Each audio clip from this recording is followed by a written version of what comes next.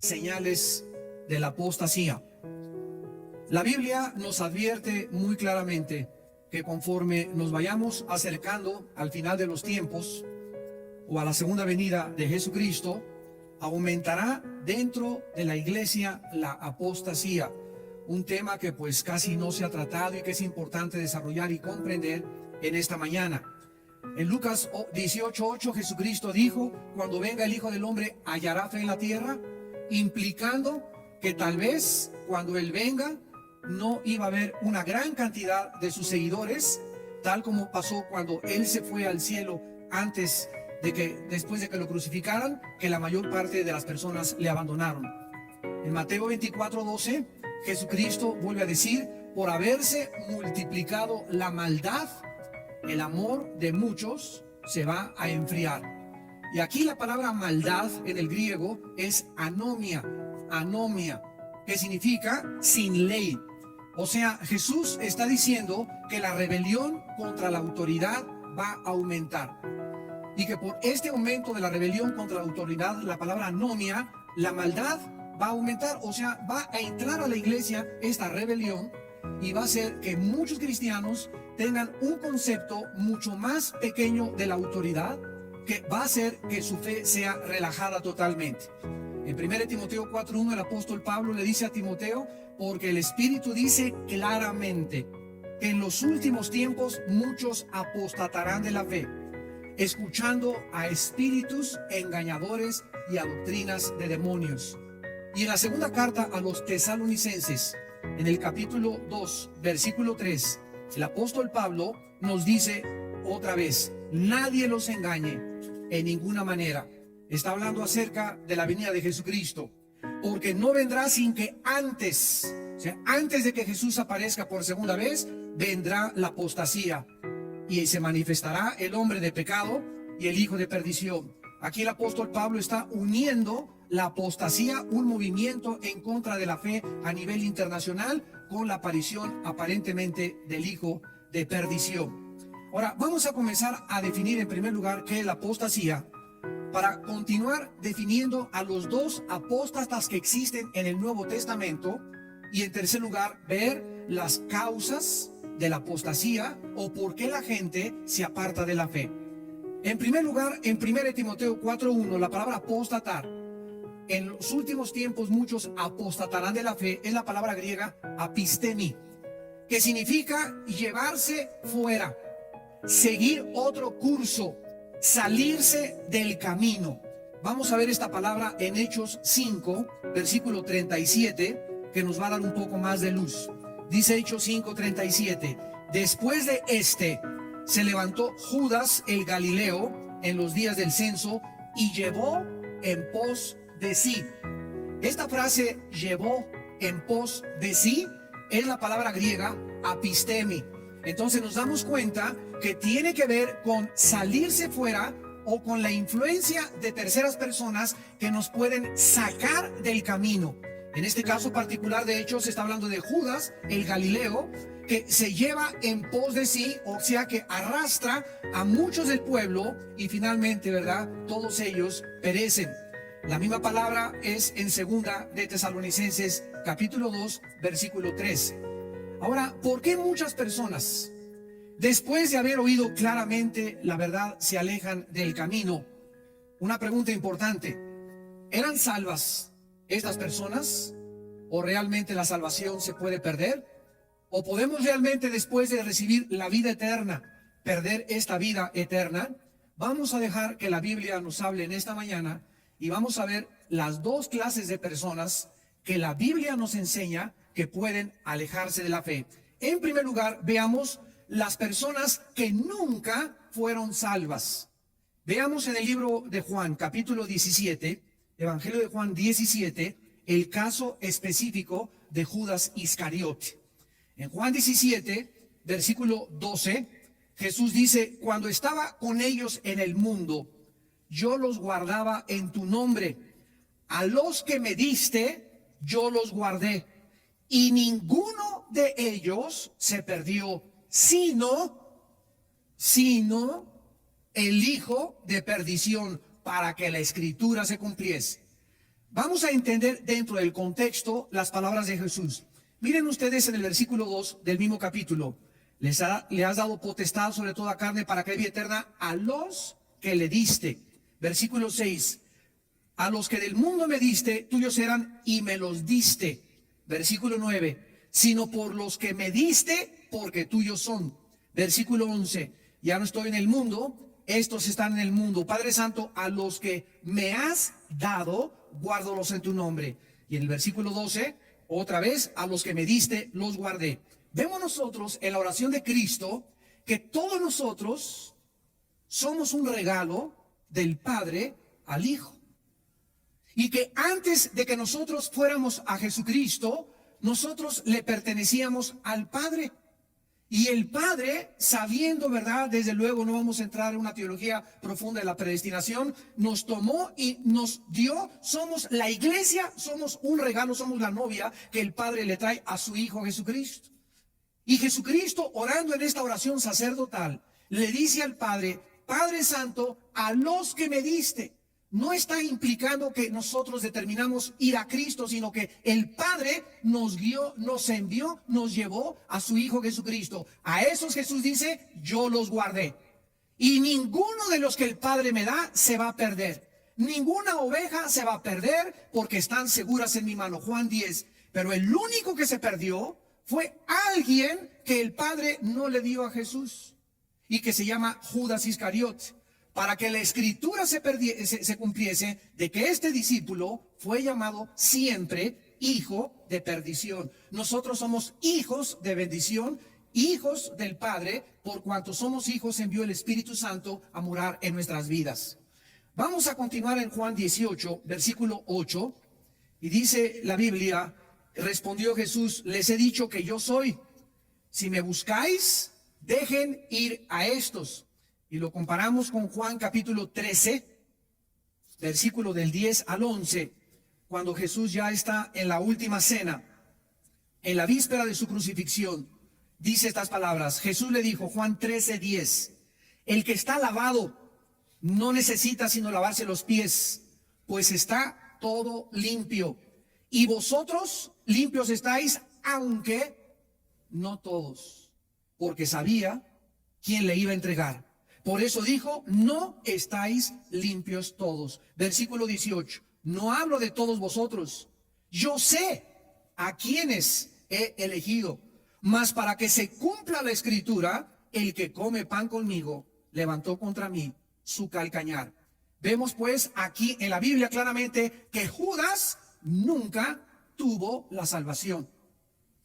Judas fue siempre el diablo. Y cuando se le metió el diablo para entregar a Cristo, complementó la obra de arte de Satanás. Y desde que el Señor Jesús escogió a Judas, él sabía perfectamente bien que era el diabolos. Y aquí aparece una contradicción teológica. ¿Cómo puede Dios escoger a una persona que sabe que es el diablo para poder unirse? Es que nosotros lo vemos esto en la teología del origen de la maldad.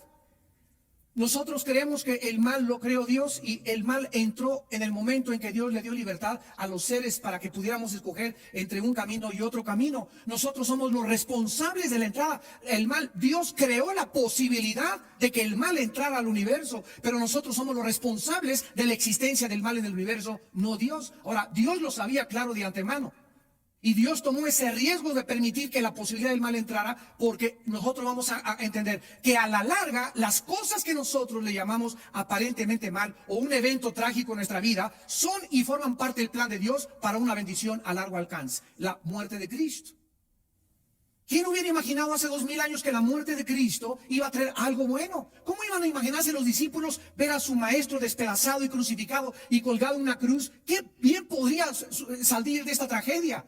Sin embargo, el peor evento de la historia se convirtió en el evento más bendito de la historia, porque gracias a la muerte y la tragedia de ese hombre, nosotros tenemos la salvación. Y lo que Satanás y lo que el mundo de la maldad creía en ese momento, que era para la maldición y que era lo peor, como el Padre abandonó a su Hijo en la cruz, así como muchas veces nosotros creemos que el Padre nos ha abandonado y está haciendo el hospital. Si Dios me amara, no hubiera permitido que yo estuviera enfermo. Acuérdate de Jesús. ¿Amó Dios a Jesús en la cruz? o lo abandonó en la cruz, lo abandonó en el momento en que cargó con nuestros pecados. Pero Él fue en un acto de amor que nos dio a Jesucristo. Y cuando nosotros atravesemos ese tiempo, debemos esperar eso. Dios nunca nos va a abandonar. De ese hecho, de esa hospitalización, de esa tragedia que acabas de atravesar, Dios va a sacar algo infinitamente superior. En el caso de Jesús, Dios a través de la Biblia nos corre las cortinas y nos permite ver lo que sucedió, una bendición. En el caso nuestro, muchas veces Dios no nos dice lo que está pasando cuando atravesamos en la vida, pero en ese momento nos dice, sigan confiando en mí. Decía David en el Salmo 56:3, en el día que temo, en ti confío. Nunca es nuestra confianza más grande en Dios que cuando no podemos explicar cosas que no tienen una lógica o un razonamiento elemental en nuestra imaginación o en nuestros pensamientos. Es muy fácil tener fe cuando todas las cosas existen. Es muy fácil decir 2 más 2 es 4. No hay ningún problema para creer que 2 más 2 es 4. Es muy fácil creer en el sol porque el sol al mediodía se pone. Pero en un mundo donde las cosas son en contra nuestra, es difícil la fe. Por eso la fe es algo que va en contra de lo que nosotros rodeamos y estamos acostumbrados a ver. Es confiar en Dios en medio de circunstancias adversas de nuestra vida. Y ahí es cuando nosotros verdaderamente experimentamos y nos damos a conocer de qué material estamos hechos. Veamos al apóstol Pedro hablando también en su segunda carta, en el capítulo 2, de estos apóstatas que nunca fueron salvos. No solamente nos vamos a quedar con Judas, vamos a ver varios ejemplos en el Nuevo Testamento para que no tengamos dudas al respecto. En la segunda carta de Pedro, sobre todo en el capítulo 2, se describe a los falsos maestros. Dice en el versículo 1, hubo falsos profetas, como habrá entre ustedes falsos maestros. Y es importante distinguir entre un falso maestro, un falso apóstol, un falso evangelista y un evangelista o un apóstol o un maestro que de vez en cuando hablan barrabasadas. Como Apolo, ¿se acuerdan ustedes que en el libro de los Hechos comenzó a decir quién sabe qué tantas cosas? Y Priscila y Aquila le llamaron aparte y le dijeron a Apolo, no es por ahí, es por aquí. Pero Apolo no podía ser considerado un falso maestro. Era un cristiano, era un predicador neófito, prematuro, que no tenía muchas bases y comenzó a entender mejor el camino de la salvación. Entonces, no, porque un predicador diga una tontería o porque alguien diga esta cosa, no necesariamente él es un falso maestro. El falso maestro, con el tiempo y con sus mensajes y por su fruto, se dan a conocer. Veamos a continuación. Dice en esta segunda carta de Pedro, el apóstol, que estos falsos maestros introducen, versículo 1, introducen encubiertamente, ¿verdad? Disfrazan sus herejías, sus enseñanzas y que son destructoras. Y niegan al Señor que los rescató, atrayendo sobre sí mismos destrucción repentina. Muchos seguirán sus disoluciones, por causa de los cuales el camino de la verdad será blasfemado. Y por avaricia harán mercadería de vosotros con palabras fingidas. Pedro describe claramente que una persona que ama el dinero, un hombre de Dios que ame el dinero, un hombre de Dios que cobre por sus servicios, está en camino de apostatar de la fe. Ahora que estamos en esta cruzada la semana pasada en Tabasco, les decía yo al grupo de pastores que nos invitaron, nos hablan de Colombia, nos hablan allá de Venezuela. Hermano, queremos que venga a traer una cruzada aquí a nuestra ciudad. ¿Cuántos son sus honorarios? Digo, ¿de qué me están hablando? Sí, le estamos preguntando que cuántos son sus honorarios. Y les dije, ¿quién les ha cobrado honorarios? Porque el día que ustedes inviten a un evangelista que les cobre honorarios, no lo vuelvan a invitar. Es un mercenario de la fe. Está prostituyendo el evangelio. Un hombre de Dios no puede cobrar. Bueno, díganos en qué tipo de hotel quiere que lo pongamos. No les voy a decir, pónganme donde ustedes quieran. Yo primero tengo que asegurarme, voy a orar, de que esto es de Dios. No solamente agarro el teléfono y acepto la invitación, tengo que pedirle a Dios la dirección de que es de Dios. Y si es de Dios, Él proveerá. Y no me importa dónde me pongan ustedes, no me va a faltar ni comida. Y si me quieren dar ofrenda, dénmela. Y si no me la den, está bien también. Dios otro día me la dará por otro lado. Pero yo voy ahí a predicar el evangelio.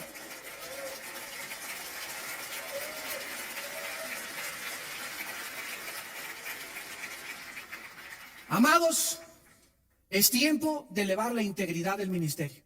Es tiempo de elevar las normas con las cuales Dios nos mandó. Somos misioneros de Dios. Somos apóstoles enviados de Dios a un mundo necesitado. Estamos el otro día allá en Puerto Vallarta y unos hermanos llegan al hotel con nosotros en una camioneta que no tenía aire acondicionado y llegan al hotel, hermano, discúlpenos, pero no tiene aire. Le digo, bueno, ¿quién cree que soy yo? Que les exijo que vengan en una limusín por mí, que me pongan un hotel 5 estrellas. Pablo andaba en burro, andaba en caballo, se dormía en petates, y nosotros los predicadores del siglo XX estamos exigiendo que se nos trate en hoteles con aire acondicionado y que nos recojan en coches que tengan aire. ¿En qué siglo estamos viviendo del evangelio? Estamos acostumbrándonos a un mundo de comodidades, a una fe instantánea. Todo es café instantáneo, sopa marucha instantánea, y quieren meter al microondas a los cristianos ahora. No hay tal cosa como una santificación inmediata. La santificación es un proceso que nos dura toda la vida.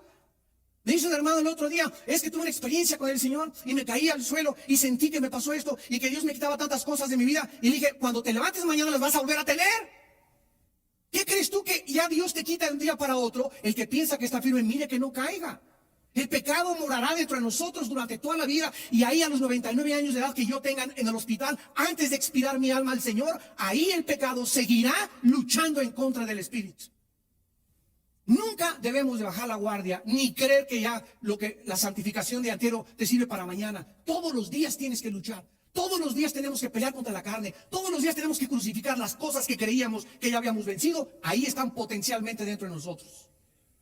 Y eso es lo que nosotros tenemos que cuidar en nuestra vida. Ahora dice aquí en esta carta, el versículo 14 y 15 de segunda de Pedro, el apóstol continúa describiendo a estos falsos apóstatas, maestros apóstatas que nunca fueron salvos. ¿Cómo lo sabemos? Dice el versículo 14 y 15, tienen los ojos llenos de adulterio, no se sacian de pecar. En 1 Juan 3:9 dice, el que practica el pecado no puede ser hijo de Dios, porque la simiente de Dios permanece en él. Y vemos que estos hombres hacen del pecado un hábito continuo. No se sacian de pecar, seducen a las almas inconstantes, tienen el corazón habituado a la codicia, son hijos de maldición. Jamás se nos llamará en el nuevo pacto a nosotros hijos de maldición. El que tiene el Espíritu de Dios ya no puede estar bajo ninguna maldición. Podemos heredar maldiciones de los antepasados, pero Cristo ha hecho maldición en su cuerpo por nosotros y nosotros somos hijos ahora de bendición. Dice el versículo 15, han dejado el camino recto. Vean ustedes, han dejado, o sea, estuvieron, militaron, se metieron a las filas del cristianismo, pero jamás entraron como Judas, entraron encubiertamente. ¿A qué? A destruir el evangelio. Se han extraviado siguiendo el camino de Balaam. Balaam se distinguió por la avaricia, por el dinero, el cual amó el premio de la maldad. Y en el versículo 21 y 22, el apóstol Pedro concluye terminante y drásticamente. Mejor les hubiera sido no haber conocido el camino de la justicia, que después de haberlo conocido, volverse atrás del santo mandamiento que les fue dado. Escuchen el versículo 22. Les ha acontecido lo del verdadero proverbio. El perro vuelve a su vómito y la puerca la vara a revolcarse en el cielo, en el cieno. ¿Por qué el perro, cuando come algo y lo vomita, se lo vuelve a comer? ¿Por qué los gatos no hacen eso? ¿Por qué los rinocerontes no hacen eso? ¿Por qué los leones no hacen eso? ¿Por qué los pericos no hacen eso? ¿Por qué solamente el perro tiene esta característica? Pues porque es perro, ¿verdad? Sí, para que el perro no regrese a su vómito, se le tiene que cambiar su naturaleza. ¿Por qué el puerco lo bañas y le pones un perfume y le pones un listón y lo sacas? Dura 10 minutos y regresa otra vez al lodo, porque es su naturaleza. Para que el puerco no regrese al lodo y el perro no vuelva a su vómito, necesitarían que se les cambiara su naturaleza. Así estos falsos maestros, estos apóstatas que entraron y se dijeron que militaban dentro de nuestras filas, nunca fueron salvos. ¿Por qué? Porque su naturaleza nunca fue cambiada. Regresaron a su vómito, les duró muy poco tiempo, pues fueron personas introducidas, fueron espías enviados del infierno. Y estas personas jamás tuvieron la salvación. El apóstol Juan también los menciona. 1 Juan 2:19. Salieron de nosotros, pero no eran de nosotros. Salieron de nuestras filas, militaron un tiempo dentro de nosotros, pero no eran de nosotros. Para que se manifestara que no todos los que estamos aquí en este congreso, que no todos los predicadores que oyes, que no todos los libros que lees, que no todos los seminarios son salvos. Estamos infiltrados. Es una mezcla la iglesia de cizaña con trigo. Estamos infiltrados y hasta que pase el tiempo, los corazones son manifestados después de la prueba y del fuego de la fe, como vamos a ver más adelante. Pero estas personas, su naturaleza nunca fue cambiada, nunca recibieron la naturaleza divina de Dios. En 2 de Juan, versículo 9, el apóstol vuelve otra vez a insistir sobre lo mismo y dice: cualquiera que se extravía y no persevera en la doctrina de Cristo no tiene a Dios. El que persevera en la doctrina de Cristo, ese sí tiene al Padre y al Hijo. En 1 de Juan 5, 10 al 12 dice la Biblia: el que tiene al Hijo tiene la vida. El que no tiene al Hijo, aunque sea presbiteriano, y sea de Vida Nueva, y sea de Guadalajara, y sea de Puerto Rico, y sea de Estados Unidos, y sea bautista, y sea pentecostal, el que no tiene al Hijo, no tiene la vida. Cualquiera que permanece en el camino y se sale, vamos a ver que los apóstatas nunca regresan, se salen y no regresan jamás. ¿Por qué no regresan? Vamos a ver ahora los apóstatas cristianos que no eran salvos y que se apartan temporalmente. Hay una grande diferencia. El apóstata que nunca fue salvo se aparta para perderse, pero el que es hijo de Dios, Dios lo trae con cuero.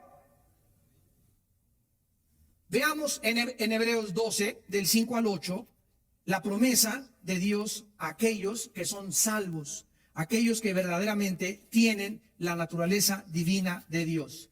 Dice en Hebreos 12, versículo del 5 al 8, ya habéis olvidado la exhortación que como a hijos se os dirige, diciendo: hijo mío, no menosprecies la disciplina del Señor, ni desmayes cuando eres reprendido por él, porque el Señor al que ama, disciplina, y azota al que recibe por hijo. En otras palabras, si tú no eres hijo de Dios, esos apóstatas, esos maestros, como nunca fueron hijos de Dios, nunca reciben la disciplina de Dios, hasta el tiempo se manifiestan sus corazones y se pierden. ¿Quién es, por ejemplo, Jim Jones? Era en 1978, se llevó a 1,000 personas a la Guyana, a Sudamérica. Él era pastor metodista. Raúl Macín en México, pastor de la iglesia La Santísima Trinidad de Monterrey, fue después de 5 años de ser pastor, se unió al Partido Comunista. David Koresh, hijo de padres bautistas y bautista, gira una secta en Waco, Texas, y los lleva a la destrucción. Y así tenemos la historia del cristianismo. William Graham, que está en Guadalajara, que fue el que bautizó a Chuy. No es cierto. Por todos lados tiene este hermano iglesias, ¿verdad? Y dice que él es el ángel de Apocalipsis. Cálmate, Habacuc. Salieron de nosotros, pero no eran de nosotros. Jim Jones salió de la iglesia metodista, David Koresh de la iglesia bautista, Macín de la iglesia metodista en Monterrey, y así tenemos cantidad de falsos profetas. William Graham también en los 40, 50 tenía campañas evangelísticas, y de repente se le metió el diablo y comenzó a decir que él era el apóstol de Dios y que él era el ángel de Apocalipsis y que solamente él tiene la verdad. Entonces se manifiesta con el tiempo que esta persona nunca tuvo la naturaleza de Dios, nunca su naturaleza fue cambiada, fue introducido encubiertamente.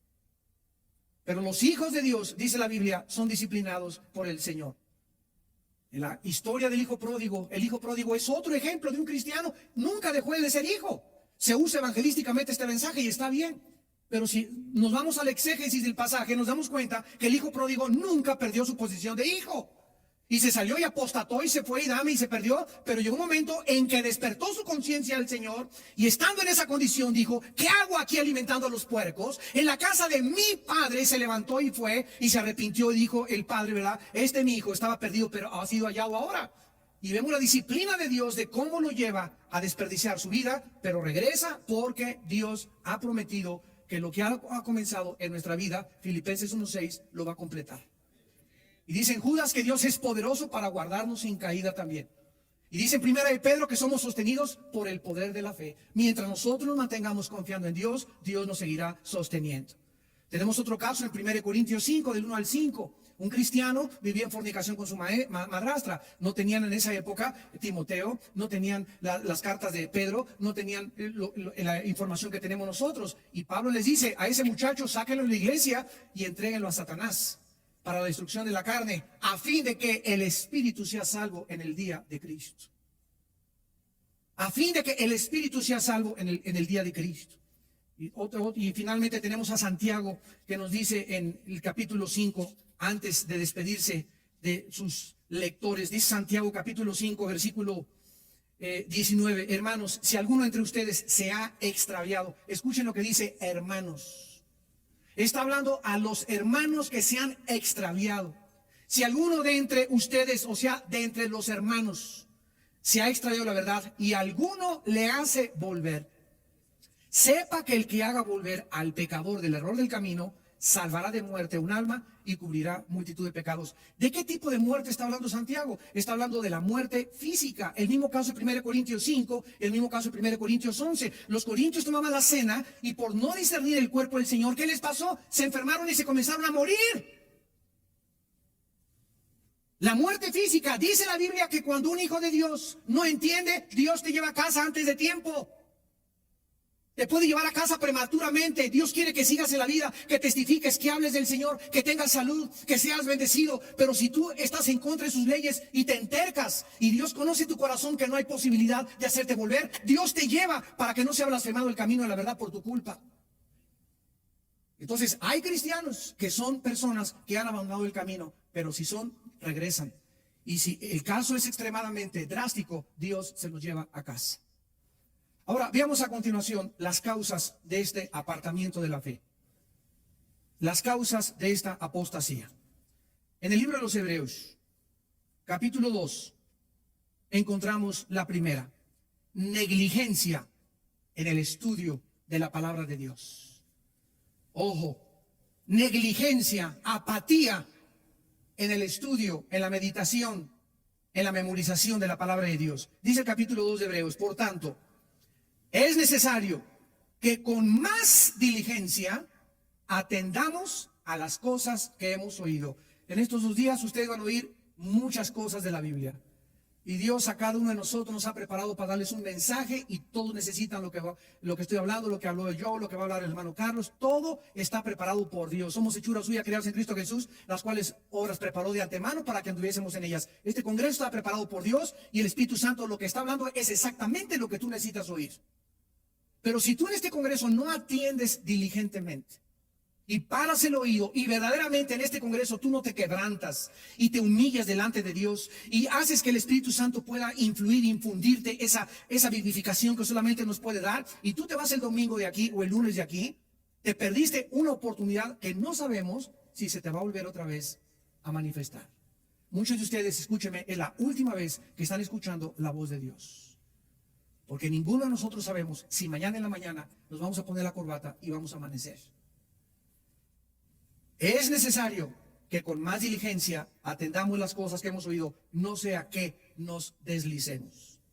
La palabra deslizarse en el griego significa soltar las amarras. Y se usaba con los barcos que al llegar al muelle, ustedes se acuerdan que avientan una cuerda y amarran en un fierro ahí la cuerda para que el barco no se despegue del muelle mientras está desembarcando a la gente. Dice la Biblia en Colosenses: asidos de la palabra de la vida. Si nosotros no estamos anclados en la Biblia, si no estamos meditándola día y noche, si no verdaderamente tenemos una pasión, un ardor, un amor, algo que ha impresionado profundamente nuestra vida con la Biblia, es posible que te comiences a soltar, porque la única ancla y amarra que nos mantiene aquí en esta vida es la fe en la palabra de Dios. Por eso dice la Biblia que es la batalla de la fe. La batalla del Golfo Pérsico se llamó batalla del Golfo Pérsico porque estaba de por medio el dominio del Golfo Pérsico. La Primera y la Segunda Guerra Mundial se llama Primera y Segunda Guerra Mundial porque estaba de por medio el poderío mundial. Y se llama la batalla de la fe porque está de por medio la fe. Es por lo que debemos de pelear, por la fe. La fe es el centro de nuestra lucha, el centro de nuestra militancia. Y si nosotros abandonamos esta fe, es algo que Dios nos ha dado y que nos ha dicho: Armando, te doy esto para que lo guardes. Guarda el buen depósito, le dice Pablo a Timoteo, y vas a pasar por lobos, y vas a pasar gente que te van a querer sacar esto. El diablo va a querer sacarte esto, y el día que el diablo te saque esto, te sacó todo. Puedes perder tu casa, puedes perder tu familia, puedes perder tu salud, pero nunca pierdas la fe. Porque es lo único que nos sostiene, es lo único que nos guarda del poder de Dios. La fe, creer verdaderamente lo que Dios ha dicho es verdad. Dice en el versículo 2: porque si la palabra dicha por medio de los ángeles fue firme, y toda transgresión y desobediencia recibió justa retribución, ¿cómo escaparemos nosotros si descuidamos una salvación tan grande? Muchas gentes han dicho: bueno, aquí dice que perdemos la salvación. Aquí no está diciendo que perdemos la salvación. Aquí está diciendo: ¿cómo vamos a escapar si descuidamos una salvación? ¿Cómo vamos a escapar de qué? ¿Cómo vamos a escapar del juicio y la disciplina de Dios a nuestra vida? ¿Tú crees que te le vas a escapar a Dios de que Él te discipline? Por eso dice, ya se te olvidó que Dios es tu Padre y que te va a cuerear.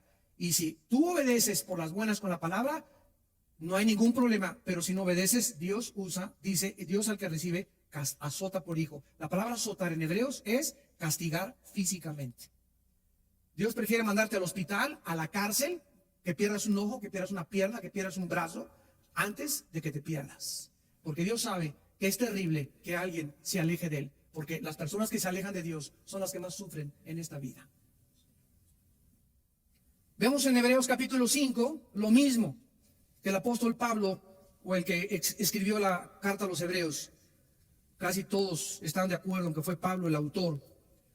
Dice el versículo 12 de Hebreos 5, porque debiendo ser ya maestros, esto es para muchos de ustedes, hermanos, que en esta mañana tienen 5 años en Cristo, 8 años en Cristo, 10 años en Cristo, y jamás en su vida le han enseñado, participado, comunicado algo a nadie, ni a tus hijos. Ya deberías en tu casa tener un estudio bíblico tú y enseñar la palabra de Dios. Debiendo ser ya maestro, después de tanto tiempo, tienes necesidad de que se te vuelva a enseñar cuáles son los primeros rudimentos de la palabra de Dios. ¿Cuáles son los primeros rudimentos de la palabra de Dios? ¿Cuál es el A, B, C de la Biblia? Número 1, ora todos los días. Número 2, ten contacto con el Señor. Número 3, habla de Cristo a las personas que puedas en el día.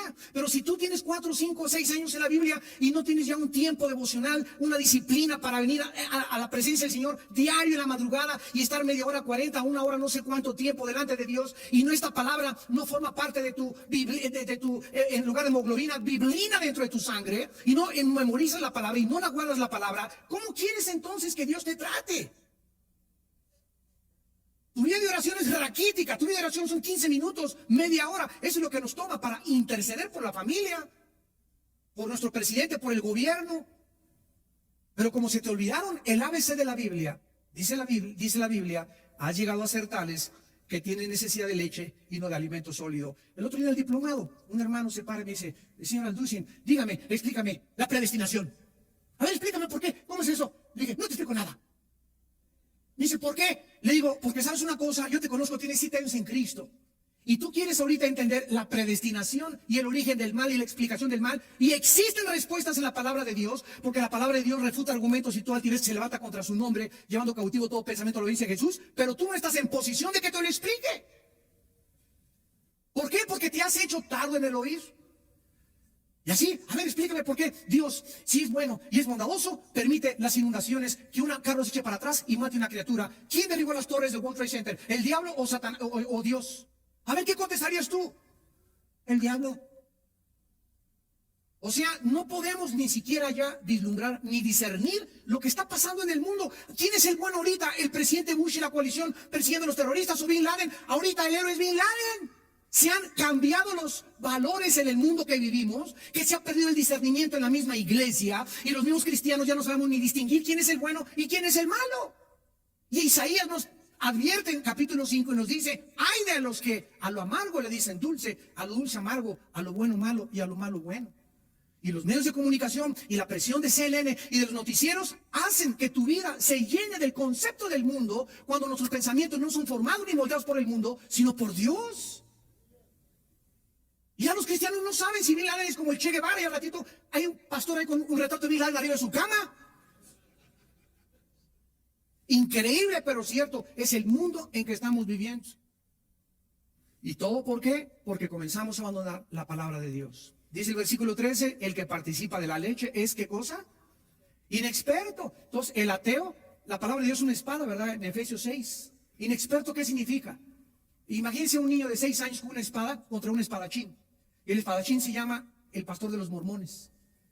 Entonces viene un mormón contigo, o viene un testigo de Jehová, o viene un ateo, o viene un evolucionista, o viene un científico con un mazazazo así tremendo, y tú, porque no sabes ni cómo mover, ni cómo defenderte a las teorías, a los argumentos, a las falacias, a las postulaciones, a las proposiciones filosóficas. No sabes cómo reaccionar, y ahí están los cristianos arrinconados. Es lo que les pasó a nuestros hermanos en Tabasco y en el mundo entero. El mundo intelectual nos está rinconando y es tiempo que la iglesia ahora correteemos a los ateos y les presentemos a la televisión que este libro es más congruente y tiene más lógica y tiene más evidencias científicas que todas las barbaridades de Walter Mercado.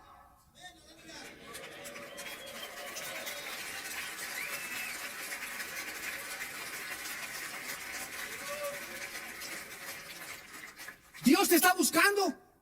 Dios te está buscando, hermano. Jóvenes, escúchenme. Dios está buscando a jóvenes que se preparen, que conozcan la Escritura, que estudien la Escritura, que memoricen la palabra, para ver que a través de ellos Dios va a mostrar su poder, como dice 2 Crónicas 16. Dios está buscando, sus párpados buscan hombres que tengan un corazón recto para mostrar a través de ellos su poder, para infundirles ánimo, para infundirles sabiduría, para infundirles un valor sobrenatural que es el que se necesita para pelear con tantos gigantes de los cuales la tierra está poblada. Necesitamos Davides, necesitamos Danieles que estén escudriñando, necesitamos Josés que estén verdaderamente aguantando con paciencia el tiempo de Dios. Necesitamos entender qué es lo que Dios quiere en nuestras vidas. En segundo lugar, en Hebreos 12 encontramos otra causa de la apostasía. Y esta es, desgraciadamente, la más común en la mayor parte actualmente del mundo cristiano. Una raíz de amargura. Amargura. Dice en Hebreos 12, versículo 15, mirad bien. Esta frase, mirad bien, significa que en la iglesia tenemos que estar así, con los ojos abiertos, cuidando, velando. Antes que nada, miren, ¿qué se nos manda a cuidar? ¿Qué se nos manda a vigilar? No sea que alguno entre tu familia, entre tus hermanos, pastores, lo que sea, alguno deje de alcanzar la gracia de Dios. Es increíble que en la vida cristiana un cristiano deje de alcanzar la gracia de Dios. Ahorita vamos a explicar a qué tipo de gracia se refiere. Que brotando alguna raíz de amargura les estorbe y por ella muchos sean contaminados. Hermanos en Jesucristo, en la vida cristiana sobran las razones para desilusionarnos, para desanimarnos, para ya aventar la toalla, para ya no querer pelear, pero tenemos que recordar que ese tiempo en el que nosotros hemos sido acusados, calumniados, y escúchenme, nadie a quien Dios vaya a usar se escapa de estas pruebas. Nadie. Todos aquellos a quien Dios llama, los lleva a un desierto y los mete a un horno de fuego. ¿Quién es un líder? Un líder es una persona que pasó la prueba de la persecución, pasó la prueba de las calumnias, pasó la prueba de la desilusión, y son etapas en la vida, y cuando sale de todas esas pruebas, el líder sigue así: hola, gloria a Dios, aleluya. No se le nota ni se le ven huellas de que el horno ni el fuego quemó ni sus botones. ¿Por qué? Porque en todas estas pruebas que el líder pasó, Jesús estaba con él. Esa es la grande diferencia. Ahora, si tú entras a las pruebas y en esas pruebas, en esa persecución, en esas desilusiones, en ese desánimo, no te agarras con todas tus fuerzas de Jesús y no te aferras a Él y no lo abrazas apasionadamente, y en esos tiempos, el día que temes en Él, confías, y en esos tiempos no estás más que nunca, confiando más que nunca en Él, cuando salgas de las pruebas, se te ve en la cara de sapo que tienes. Líderes y pastores que han atravesado pruebas, repito, y salen amargados, llegan a la iglesia y puedes oír en sus mensajes la amargura. Y el espíritu de la amargura se transmite a sus ovejas. Y son ovejas contaminadas por el espíritu amargado que tiene el pastor. Porque el pastor tiene una herida de la cual no ha sido sanado. Dice aquí que la amargura impide que en el cielo Dios me use, que es la gracia de Dios. La Biblia habla de la gracia salvífica, que es la gracia que nosotros recibimos para salvación. Y aquí está hablando de la gracia santificante. ¿Qué significa esto? Dios, en el momento que me convierto, me da su gracia, y por esa gracia es una fuerza inmerecida de Dios, es una capacidad que Dios me da para que yo pueda creer en su Hijo Jesucristo y pueda formar parte de su ejército. Pero una vez que yo soy cristiano, necesito todos los días de mi vida esa gracia seguirla recibiendo. ¿Y qué es esta gracia? Apunta a la definición: es la capacidad que Dios nos da para que podamos hacer su voluntad. Es la capacidad o la habilidad que Dios nos da para que podamos hacer su voluntad. En otras palabras, Ser padre de familia es imposible sin la gracia de Dios. Presentarme delante del presidente Fox, dentro de 3 semanas vamos a estar con él para preguntarle los programas de televisión, la programación. Si yo me presento delante de Fox y no voy con la gracia de Dios que me respalde, no voy a encontrar gracia ante sus ojos. Educar a mis hijos y darles consejos es imposible si no tengo la gracia de Dios. No podemos levantar este edificio porque Jehová, si no es el que levanta el edificio, en vano estamos construyendo. Si Jehová no vela la guardia, aunque traiga guardaespaldas y carros blindados y ametralladoras, de nada me sirve. Si no es Él el que está obrando y operando en mi vida, todo lo que estoy haciendo a mi alrededor es vano. ¿Y qué es lo que impide que esa gracia llegue a mi vida? La amargura. En ese momento, el rencor que tú tienes contra alguien que te lastimó, que habló mal de ti, aguántalo y perdónalo. Perdónalo 70 veces 7. Perdona y sigue perdonando. Ayer llegó un hermano, ya grande, Armando, fíjate que mi esposa me dijo de cosas, le hablé por teléfono, le dije que era una piruja, que era una prostituta, y me dijo, no vengas a la casa en 3 días a dormir. ¿Qué hago? Dije, número 1, respeta lo que tu esposa te dice, porque si tú le insultaste, violaste un mandamiento de Dios. Yo no te voy a decir exactamente las consecuencias o los resultados, pero te voy a decir lo que la Biblia dice. Dios quiere que tú en esta noche le hables por teléfono y le digas, mi vida, estoy arrepentido, estoy quebrantado, perdona por lo que te dije, y quiero decirte que si me dejas ir a dormir a la casa. Y si ella te dice no, le dices en qué hotel vas a estar y con quién te vas a acostar para que no tengas sospechas de que te fuiste con otra mujer. Me dice, pero es humillante. Le dije, es lo que Dios quiere que hagas, que te humilles después de haberle insultado y agredido y haberle roto porque es un vaso frágil ante los ojos de Dios.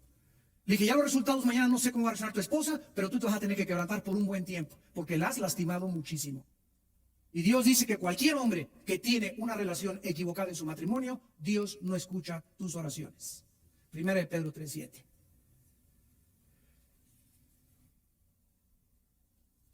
Tenemos en tercer lugar, hermanos, para terminar, nos faltan muchas, pero en 1 Timoteo 6, versículo 20 al 21, tenemos otra causa que te puede hacer extraviarte de la fe, y le dice Pablo a Timoteo, 1 Timoteo 6, versículo 20 y 21, oh Timoteo, guarda lo que se te ha encomendado, evitando las profanas pláticas sobre cosas vanas y los argumentos de la falsamente llamada ciencia, la cual profesando algunos, ¿qué les pasó? ¿Qué les pasó? Se desviaron de la fe. Otra causa por la cual nosotros podemos apartarnos de la fe es estar atentos al falso conocimiento. Si llega un maestro en tu escuela, imagínate que tú eres un estudiante de secundaria o de preparatoria, y le dice al muchacho, ¿tú eres de los que creen en que una pareja fue creada al principio y no crees las postulaciones de Carlos Darwin, ni Friedrich Nietzsche, ni Jean-Paul Sartre? Ja, ja, ja, ja. No me digas que tú eres de esos cristianitos. Ante este ataque, ante esta amenaza, nuestros jóvenes actualmente están prestando oído más al falso. La palabra ciencia es gnosis en el griego, que significa conocimiento. Están prestando oído más al falso conocimiento del mundo, que tiene su origen en el mundo, que el conocimiento de la palabra de Dios. Entonces, si tú sigues juntándote con ese ateo y no tienes conocimiento de la palabra de Dios profundos, no te estás discipulando, no tienes bases doctrinales ni teológicas, el falso conocimiento del mundo es el que ha arrastrado a casi el 60% de la juventud en Tabasco y los está llevando a quitarse la vida. ¿Saben ustedes en la clausura, en la Plaza de Toros, lo que les dije el domingo en la noche? Les dije, porque me dijeron que estaban todos los maestros ateos de las principales escuelas de Tabasco. Y les dije, ustedes son los culpables de estos suicidios. Porque ustedes les enseñan a los jóvenes que venimos de los animales, y cuando se enseña que venimos de los animales, se quita la culpabilidad del pecado. Si realmente somos el resultado de la evolución, no hay culpa del pecado, no hay temor de Dios. No hay propósito, no hay significado para vivir. ¿Cuál es la razón entonces de mi existencia? Estoy exactamente guiado por los instintos como los animales. Si somos el resultado de unas sustancias químicas que produjeron materia viva, entonces, ¿quién nos explica el origen de la vida? Porque la evolución no tiene una sola prueba científica. Una sola no existe. Darwin dijo, el día que se pueda producir de sustancias químicas materia viva, en ese momento se comprobaría mi teoría. Jamás se ha podido comprobar eso. La complejidad de una célula es infinitamente superior a la más grande computadora, chips y cosas tecnológicas que hayamos hecho en el mundo. Una sola célula. Decía Carlos Sagan, el ateo, hace 2 años antes que se muriera. Sí, de ahí la palabra, vieron la película Contacto. La película Contacto es el libro de Carlos Sagan. Y es resultado de sus investigaciones. Sagan dijo, antes de morir, si yo recibiera un mensaje del cielo, y podría comprobar que es del cielo, podría estar seguro que Dios existe. Sin embargo, Sagan no sabe que no solamente hemos recibido un mensaje, sino que el mismo Dios bajó en la persona de Cristo hace 2000 años. Ahora, ¿qué mensaje hemos recibido del cielo? Miren ustedes. ¿Saben ustedes cuál es la última evidencia que Dios nos está dando científicamente a los cristianos para demostrar que la Biblia es la palabra de Dios? Los códigos secretos de la Biblia. ¿Saben ustedes de qué les estoy hablando? De que una persona, un hermano, Rafael Bayán, en San Antonio, Texas, comenzó a ver la Biblia en el Antiguo Testamento y comenzó a descubrir que cada 14 letras, o sea, se brincaba cada 14, cada 14, cada 14, cada 14, cada 14, cada 14, aparecía la palabra Yoshua HaMashiach, profeta, rey y sacerdote. Cada 14 letras. Esto se llama letras equidistantes y se llama código. Este hombre mandó este descubrimiento a Canadá, al jefe de los rabinos en Canadá, un judío no mesiánico, que cuando comenzó a leer el libro de este hermano, comenzó a escudriñar la Biblia y se convirtió al cristianismo. Y ahora este rabino, el jefe de los rabinos judíos en Canadá, está en las calles de Canadá predicando a Jesucristo como el Mesías. ¿Saben ustedes de qué les estoy hablando? Miren, hagan de cuenta que lo que es un código. Los códigos comenzaron a descifrarse en la Primera Guerra Mundial. Yo estoy en la cárcel, mi esposo está afuera y le quiero mandar un recado que no quiero que nadie lo intercepte. Él lo está haciendo Bin Laden. En eso le mando una carta a mi esposa, ¿cómo estás? Muy bonita, bla, bla, bla, bla. Pero le digo a mi esposa, cada cuarta letra, sácala. Cada cuarta letra, sácala. Cada cuarta letra, sácala. Y ahí está verdaderamente el mensaje que te quiero enviar. Entonces nadie puede saber que cada cuarta letra se encuentra un mensaje en código. Código es un lenguaje en secreto, escondido, que nadie puede descifrar más que las personas que lo desarrollaron. Entonces, Dios escondió en la Biblia códigos secretos solamente para demostrarnos, como dijo este rabino, jamás nosotros que somos los maestros de la Torah, o así lo asumimos, hubiéramos imaginado esto es sobrenatural. Cuando se encontró en código también el nombre de Hitler, se encontró el nombre de Auschwitz, que es el nombre de los campos de concentración donde mataron a millones de judíos en Alemania. Se encontró el nombre de Himmler. Y estos no son coincidencias. Ahora una cosa importante, nunca los códigos que están descubriendo hablan del futuro, sino de cosas pasadas. En eso hay que tener cuidado. Que en el código dice que va a pasar esto, no le creas. Que un terremoto, no le creas. Que Cristo viene, no es cierto. Hay falsos profetas de códigos también. Pero nos damos cuenta que Dios ha encerrado el verdadero conocimiento que se encuentra en la persona de Jesucristo. Tú no puedes enfrentarte a un ateo y decirle, oiga, ¿por qué es ateo? Les voy a decir, el 90% de los ateos, el 90% de los ateos son ateos por amargados. Porque no pudieron, como el dueño de CNN, la cadena de información más grande del mundo, Ted Turner. A los 17 años se muere su hermana de cáncer. Él iba a la iglesia bautista. No puede, sus pastores no le dan respuesta, no se enfrenta con el problema del sufrimiento teológicamente, y al morirse su hermana de cáncer, decirle, padre, ¿por qué no la salvaste? Si tú eres un Dios que no salvaste a mi hermana, no mereces que yo te sirva. Y se volvió ateo, Ted Turner, o sea, nunca fue cristiano, y es el enemigo más grande del cristianismo actualmente. Se casa con una muchacha, la reina de los aeróbics, Jane Fonda. La muchacha Jane Fonda se convierte hace 4 años a Jesucristo. Ted Turner le dice, o tú o Cristo, le dice, Jane, see you later, alligator. Ahí nos vemos. Se divorcian los dos, ella hace un libro y dice Jane Fonda en su biografía, jamás en mi vida había estado casado con el hombre más rico y millonario del mundo, pero a la vez el hombre más vacío, más amargado y con el odio más grande contra Dios que jamás he escuchado. La última vez que le dije a Ted cuando hablamos por teléfono fue, Ted, si realmente no existe Dios, ¿por qué te has pasado la vida peleando contra algo que no existe?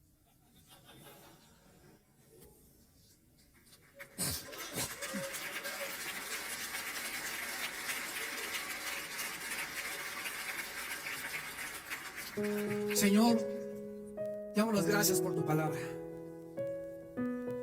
Somos sostenidos por tu poder mediante la fe. Y además es nuestro escudo. No podemos darnos el lujo de vivir en el mundo que nos rodea con el escudo bajado. Somos tus soldados que vamos de paso por un territorio ocupado por el enemigo temporalmente, pero que por tus profetas los hebreos escribiste que esta tierra no sería entregada al final. Y tú la ibas a restaurar y la cambiarás y harás cielos nuevos y tierra nueva, en los cuales morará la justicia. En aquel día podremos decir con todo nuestro corazón que las aflicciones, los sufrimientos, las desilusiones y las pruebas de esta vida en nada son comparables con las glorias que se manifestarán a nosotros. En aquel día será como haber entrado a un hotel de paso y haber pasado una sola noche mala comparado con lo que nos espera. Oh Dios, necesitamos en México, Señor, un grupo de varones. Sabemos que nunca serán muchos, será un pequeño remanente, pero los pequeños remanentes son los que tú usas en tu poder. Danos un pequeño remanente de hombres en México, Padre, íntegros, que amen la justicia y que amen la piedad, que en sus corazones haya honestidad y que hablen siempre la verdad en su corazón, que no engañen a su prójimo y que aún jurando en daño suyo, no por eso cambien. Estos son los hombres que tú estás buscando. Hay muchos de ustedes que han llegado a este congreso desanimados, desilusionados, y Dios te trajo a cargar tus baterías, a decirte que Él es el que te infunde ánimo y fuerza para vivir. Y en esta noche, en esta mañana en la que tú tal vez te has alejado de Dios, te has estado enfriando sin que tú te des cuenta, con el peligro de extraviarte y de apostatar, dile a Dios en tu corazón en este momento: Señor mío y Dios mío, he comprendido que es un lujo no vivir cerca de ti, porque separado de ti jamás nunca podré hacer nada. Señor Jesús, te digo que te amo con todo mi corazón. Tú diste tu vida por mí, tu sangre en la cruz para pagar mis pecados. Oh Dios, dame ese amor también por las almas perdidas. Dame ese amor por mis hermanos, que pueda en la iglesia donde yo asisto perdonar a mis hermanos, tolerarlos y soportarlos, como tú me toleraste y me soportaste en la cruz del Calvario. Dame la fuerza, Señor, para vencer y no hacer caso cuando la gente habla mal de mí. Tú que conoces mi corazón, tú me vindicarás, porque tú vindicas al justo, y tú levantarás al justo y le pondrás sus pies sobre la roca, y pondrás un cántico nuevo en mis labios, y podré ver el pasado como una pesadilla necesaria para formar mi carácter y ser un hombre de compromiso. Señor, te doy las gracias en esta mañana por tu perdón, porque no quiero volverme a alejar de ti, porque en estos tiempos lo único que me sostendrá será tu presencia. En el nombre de Jesús. Amén.